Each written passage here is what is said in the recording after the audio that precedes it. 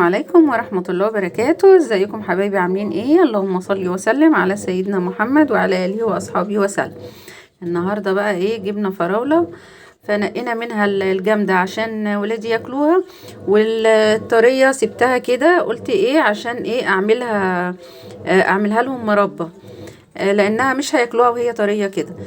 فقلت ايه، هغسلها بقى غسلة حلوة قوي كده، وهنعملها مع بعض كده واحدة واحدة. والمربى طبعا سهلة وطريقتها سهلة.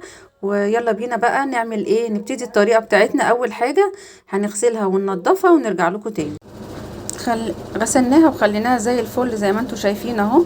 هبتدي بقى اخد الواحدة كده واحدة واحدة واقطعها على 4 قطع.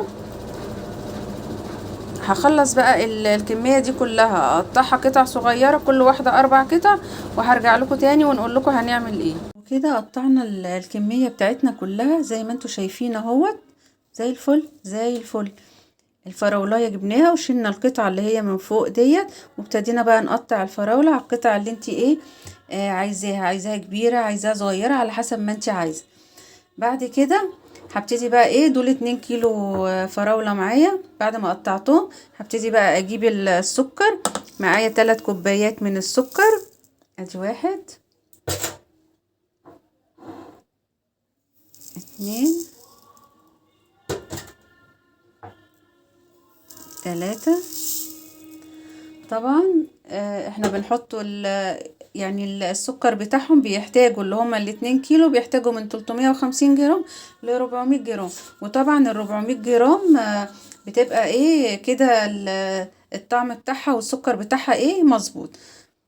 وبعد كده هبتدي بقى ايه اقلب كل السكر زي ما انتوا شايفين كده مع الفراولة لحد ما نغلفها كلها بالسكر بتاعنا.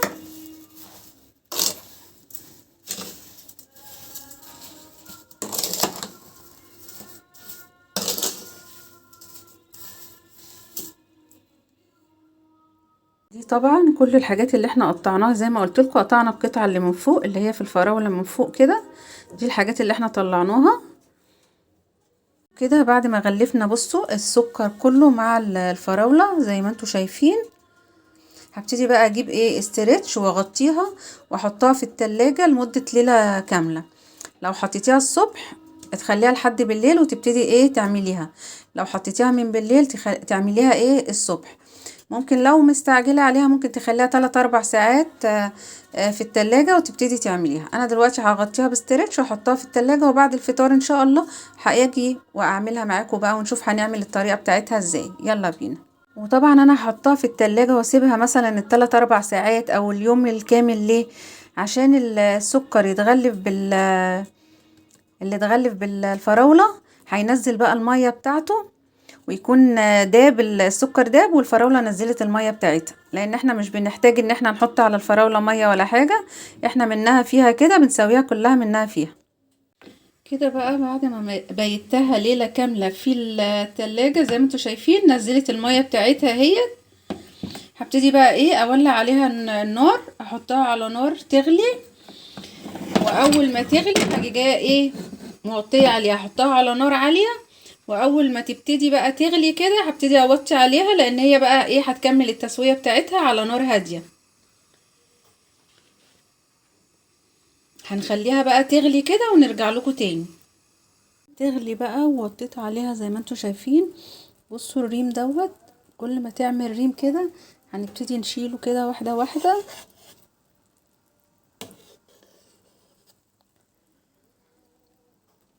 كل ما تعمل ريم هبتدي اشيله واحده واحده كده لحد ما ايه تستوي. هتبصوا تلاقوا مفيش ريم خالص من دوت ظهر على المربى بتاعتي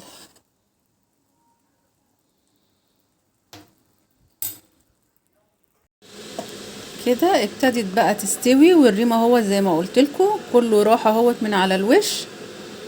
خلاص دلوقتي هعمل ايه، هجيب بقى ايه ليمونه كبيره اعصرها، او اجيب ربع معلقه ملح ليمون. وطبعا الافضل ان يكون ملح ليمون. ادي ربع معلقه اهيت ملح ليمون، وهبتدي اقلب.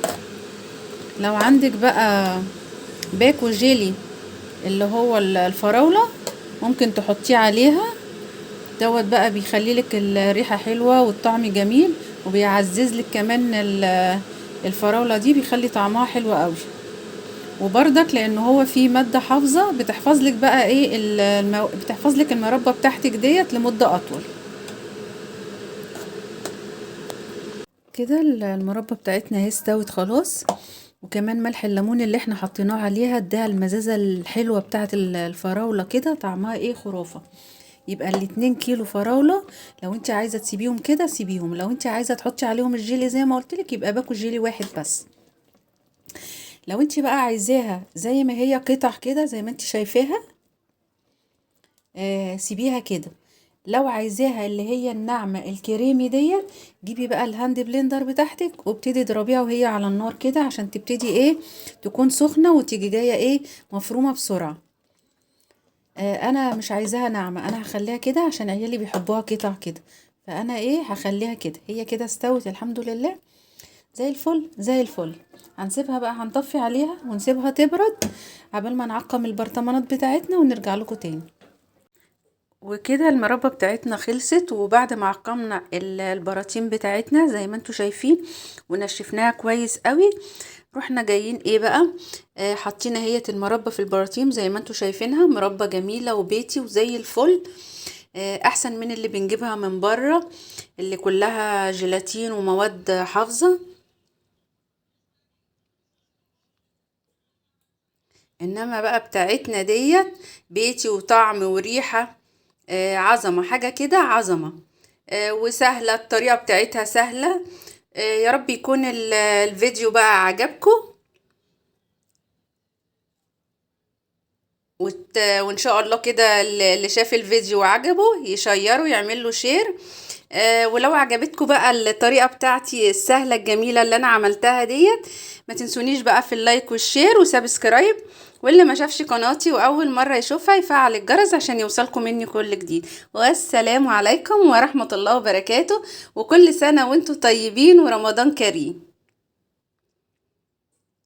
باي باي.